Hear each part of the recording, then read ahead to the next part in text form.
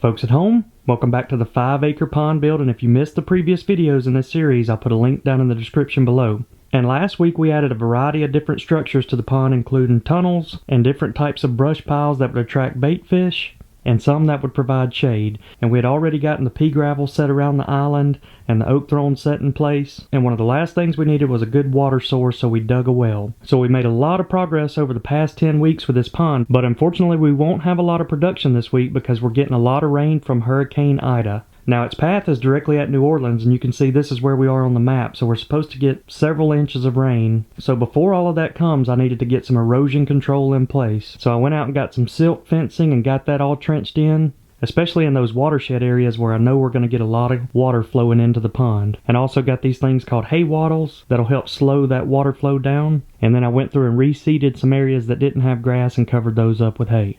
So at this point I've done all I can do to protect the pond, and we got to leave the rest up to Mother Nature. So a lot of you guys wanted to see a time lapse of the pond filling up with water, so let's watch some of this footage as the rain starts rolling in.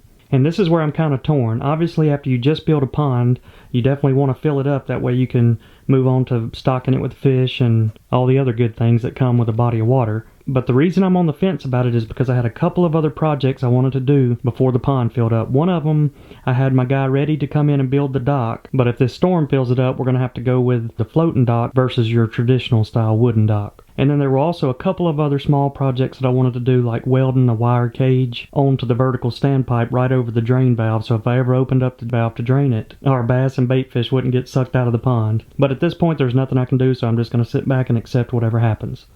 Now we're on the east side of this hurricane, so we're going to get a lot of the rain, but it also comes through in bands. So we got one band today that's coming through and then another tomorrow, so over the course of 2 days they're projecting 6 to 8 inches at our current location. So the heaviest rainfall today was predicted to come through right before dark and last all the way up until midnight, and I'll be interested to see how this camera picks that nighttime rainfall up because it does have night vision on it. But man, that is some heavy rain, and we are starting to get flooding in our area. And unfortunately, it doesn't look like the night vision is going to do us any good whenever it's raining this much. So we're going to have to wait and see how it looks in the morning.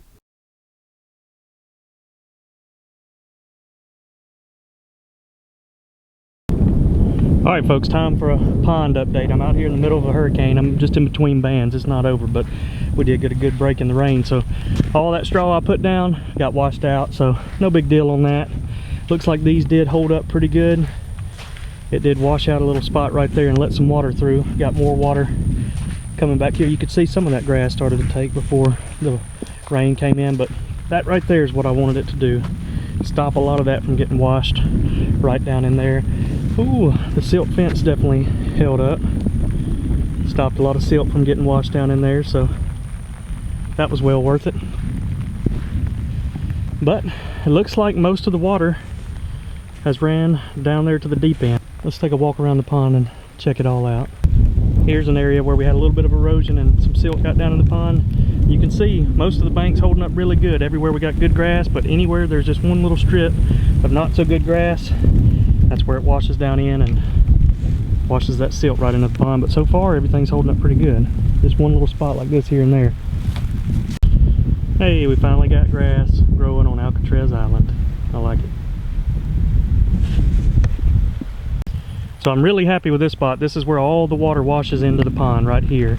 And you can see where it was starting to erode right before it hit our little protected areas right here. It was rushing in, got here, silt fence stopped it, and really nothing made it up to the other side. So I'm definitely happy with that. I was worried about this area, but the fence held up. This didn't get washed out too bad because of all that grass there. So thankfully the damage report is pretty minor today.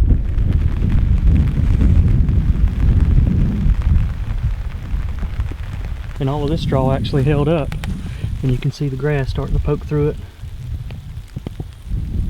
Alright, this deepest wood pile is almost underwater right now, and it's not floating, it doesn't look like, so it looks like the bricks are holding it down. Got the bottom layer of the tunnel is basically submerged. You can pretty much make a cast out here. About got the bottom of it full, but this is just the first band. Second band's supposed to be a lot worse. I think I'm gonna ride it out over there in the little shed and try to document some of this. We'll see how bad it gets. Alright, now we're rolling on through the second day and the second band of storms. And while we've gotten some heavy showers, it's pretty crazy because just to the east of us and just to the west of us are getting hit really hard. And you can see here on the radar map, our pond has actually been right in between two bands for most of this storm. We did get a tornado warning this morning, but luckily that passed with no problems. But I really hope all those people in New Orleans are okay because we're hundreds of miles away from this storm, and it's gotten pretty bad at times. I can't imagine what it's like to be right there in the eye of the storm. Alright folks, the calm after the storm. The roads finally dried up enough for me to get back in here. We definitely did not fill up, which is probably a good thing and a bad thing. You can see we got about 3 feet of water back there in the deepest part. That bottom layer of tunnels is just underwater. Drain valve completely submerged. But all of this pretty much drained down into that deep end. So the good part of all of this is we're building the pier right there. So all of that is still dry. So we can still go in with that typical dock setup that you see on most ponds and not have to use that floating dock. So even though the hurricane missed us for the most part, we got a lot of heavy rain on that second day. Those outer bands came back through and hit us and caused some erosion in some places. So having this fence set up definitely helped and kept it from getting way out of hand. But you can see there's some spots like that right there that definitely need to be fixed. So I'm gonna go back in, fill these in with dirt, reseed them, and hopefully we don't get another big major storm this year. And here's a quick overhead view. Alright folks, got some wooden signs made that I'm pretty excited about. Let's check them out. First up, we got Clyde's Cove. Had to have one for Bonnie and Clyde. Next up, the oak throne. 150-year-old oak tree that fell over. Look at the detail in that artwork. That's pretty cool. Had to get one made for Alcatraz Island. Man, that looks good. And last but not least, Bonnie's Bayou with the bass symbol there. Man, I'm really excited about the way those turned out. We used that Game of Thrones font on the oak throne and in that famous Alcatraz Island font. So here, hopefully soon as the pond fills up, when you look out across here, you're not going to see anything but water from here all the way across. So what I want to do is put, like for instance, that oak throne sign, I want to have it sticking up above the water level. So when you're out here fishing or even just standing on the bank, you always know where that oak throne is.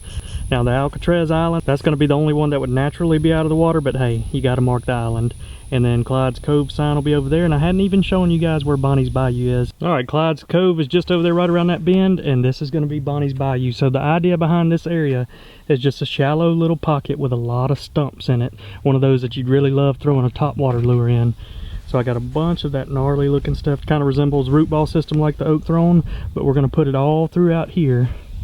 And actually that's the emergency spillway over there. Let's go check it out. So once the water gets 1.5 feet above that standpipe level, it'll start flowing right out of this emergency spillway. And we were supposed to come in and finish it this week, but the trucks couldn't get in here with all the roads torn up. So he's bringing in this rock mesh system that we're going to lay out right here, and it's going to go down and bend around and go back down there to the creek. And the main thing you want to do is not have that water go wash back behind your dam. So he built it up right here, little funnel or tunnel right down there, sending it towards the creek. So the spillway and the dock will be in next week's video. I'm liking the feel of Bonnie's Bayou. Top water heaven. I got those few pieces set out. I got one more big piece up there in that wood pile that it's going to take the tractor to bring it in here.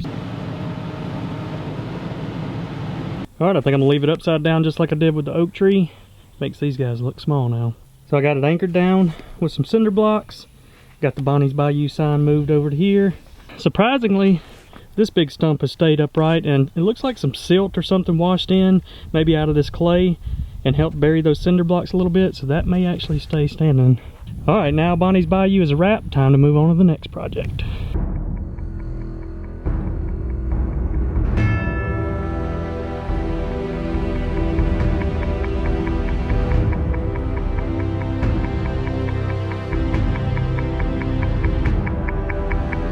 Alright folks, got the oak throne sign set. I think it's a perfect match for the big oak throne. I may have to get a little bit longer extension on it.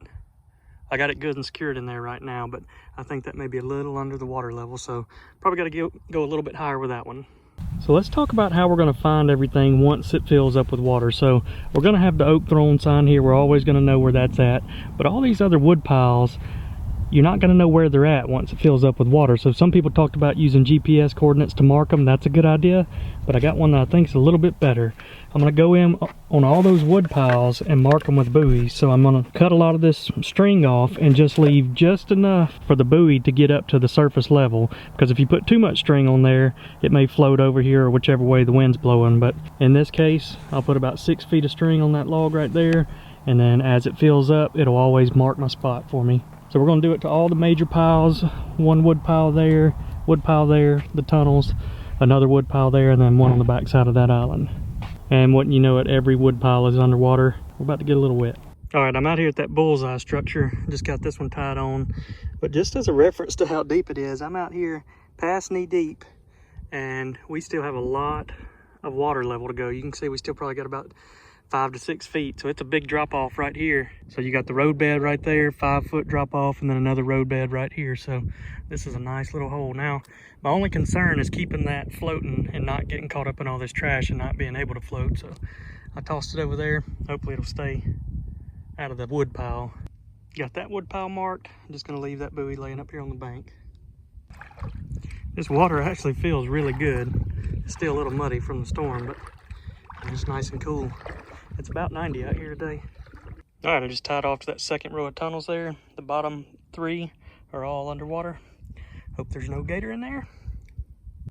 The shade shack was definitely the easiest of all. Tied it off right there. But the cement did harden before all that rain came in, so all the posts are doing good. All right, trough is done. This is still one of my favorite ideas because I know the bait are gonna love this spot right here. All right, folks, out here on Alcatraz Island, giving you an update. So it seems to be one of the hot spots for all the wild game and animals. We got deer that pile through down there every night. Some snake-looking pattern there. But if you guys remember last week, I found a squirrel tail up here. So I'm gonna point my night vision camera at this island. We're gonna see all of that animal activity and try to figure out who's the hunter out here using Alcatraz Island as its stalking ground. So the first thing we see is a big group of deer, and that really doesn't surprise me because we have so many deer around this property. But it is really good to see them using the pond as a watering hole. But what I'm really interested to see is that coyote or bobcat or fox that's been attacking the squirrels around here, because we've seen a lot of them.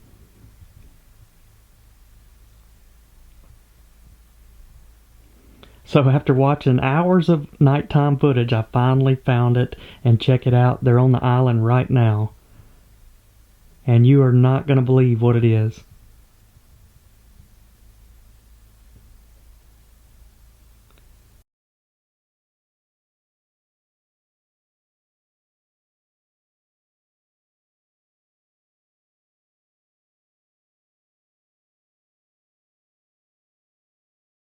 It's a hoot owl. Who would have ever thought that owls would be attacking the squirrels, but that's who's using the island.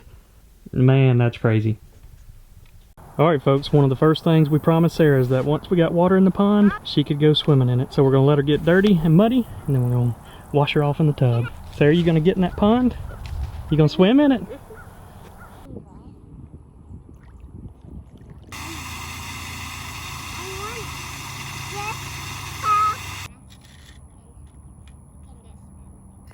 So one of the projects for next week is we got to get power over there to Alcatraz Island. And what I think you would typically do is run a power cable underground and pop up over there at the island. But in our case, we can't dig into our clay blanket. So I was thinking about PVC. Well, PVC may not mold with the contours as well. So I'm thinking about going in with that flex conduit, still running the marine grade cable through it, but then maybe putting the flex conduit on the bottom and then covering it up with some of that pea gravel to keep it right there in place. And the idea behind it is you could run marine cable just across there, but I don't want somebody hooking it as they're out here fishing. So I'd like to get it inside some type of conduit, and I'm thinking that's going to be the best way to go. But if you guys have any idea on how to get fisherman friendly power from this bank over to the island, leave it in a comment down below.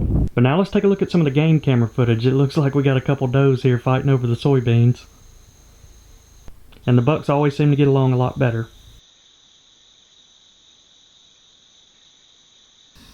And we had a few young deer. I think this was their first hurricane and they didn't have a clue what was going on.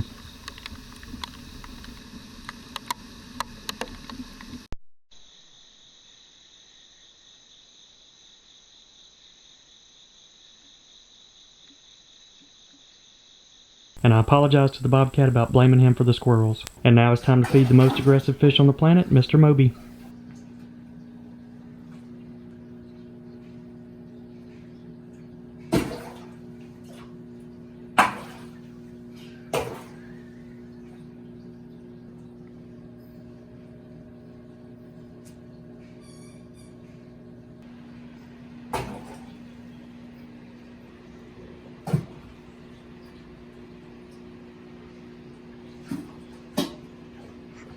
Alright folks, that's going to wrap up this video. Make sure to hit that subscribe button because we have a lot of cool things coming up with this pond build. But I hope y'all enjoyed this video, and we will see you all next time.